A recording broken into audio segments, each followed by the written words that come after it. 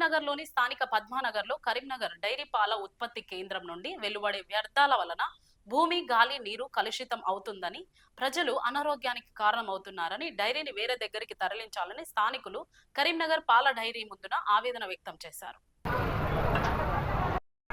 నీళ్ళు మొత్తం అదే పంది చచ్చిపోయిన స్మెల్, తెల్లందాకా పొద్దుందాకా పోగా నీళ్ళు వెనక ఇంటెనక మొత్తం చెరువు నిండంటే పెద్ద బావి తోడి అన్న నింపినామన్నారు కదా, ఆ బావిలాగా లేదు, అది మొత్తం నిండి బయటికే వస్తున్నాయి.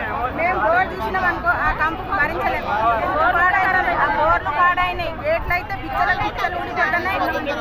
లక్షలు పోసి చేయించిన బోర్లు, ఆ బోర్లాగా మోటార్ మొత్తం నడిపి సిలిమెక్కి లోపల పడిపోతాయి.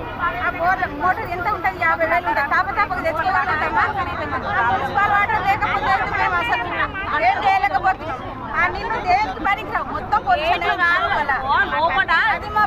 వాటర్ పోతుంది కదా, వాటర్ పోతాం లోపల అలసెట్లా మన ఊపిరిలో వాటర్ పోతుంది కదా, మా ప్రాణానికి ప్రాణం కట్టిస్తాడా, కట్టిస్తాడా అని చెప్పండి. అందరు మాదే అంటే మా పిల్లలు ఎట్లా భవిష్యత్తు ఎట్లా, పిల్లలు స్కూల్ పోతారు కానీ వాళ్ళ పిల్లల భవిష్యత్తు ఎట్లా, లోపల లంచ్ పోతుంది కదా వాటర్ అంతా, అది ఎట్లా దానికి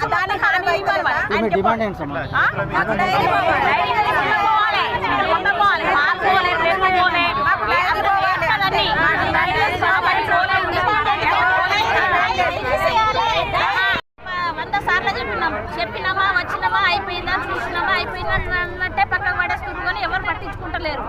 ఎన్నిసార్లు ఇప్పుడు మంత్రి గారికి రిపోర్ట్ ఇచ్చినాం, ఎప్పుడు గేట్లు మాకు శ్వాస అక్కడ కిరాయిలు వచ్చినా మేము వచ్చినా ఎప్పుడు స్మెల్లే, ఎప్పుడు పోగా స్మెల్,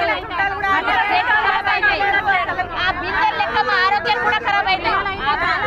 పిల్లలు కూడా ఇబ్బంది పడుతున్నారు, ఎవరన్నా చుట్టాలు వచ్చేటోళ్ళు కూడా ఒక్క రోజు కూడా ఉండరు. బిల్లలు లెక్క మా ఆరోగ్యాలు ఖరాబ్ అవుతున్నాయి. డైరీ వాళ్ళు మాకు ఆరోగ్యం ఏమన్నా కట్టిస్తారా? రోజంతా బయట తిరుగుతున్నాం, వాసన భరించలేక దీంతో మాకు ఎఫెక్ట్ అవుతున్నది. ఆరోగ్యపరంగా అయినా ఏ రకంగా అయినా కానీ ఖచ్చితంగా డైరీని తొలగించాలని మేము వినతి పత్రం ఇచ్చి ఎండీ గారిని కోరడం జరిగింది. వాళ్ళు హామీ ఇచ్చారు అక్టోబర్ 31 వరకు చేస్తామని చెప్పేసి. మా సమస్యలన్నింటినీ క్లియర్గా చెప్పినాం మేము వాళ్ళకి. దయచేసి అందరూ స్పందించాలి. డైరీని పరిష్కరించకపోతే అన్న టైం తర్వాత మా సమస్య పరిష్కరించకపోతే ఏ విధమైన చర్యకైనా పాల్పడడానికి మేము సిద్ధంగా ఉన్నామని కూడా చెప్పినాం మేము. చూడురి దీనిలాగానే మేము ఇట్లనే అయిపోతున్నాం. లోపల మొత్తం ఇదే ఉన్నది. మనిషికి ఇది ఎట్లయితుందో మనుషులు అట్లనే అవుతుంది. మరి దీనికి సమాధానం ఏం చెప్తారు ఈ డైరీ వాళ్ళు?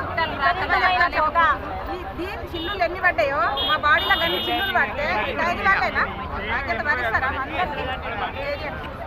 మరి మేము ఇట్లా అవుతున్నాం కదా, ఇది చూసే వాళ్ళకి చెప్పమని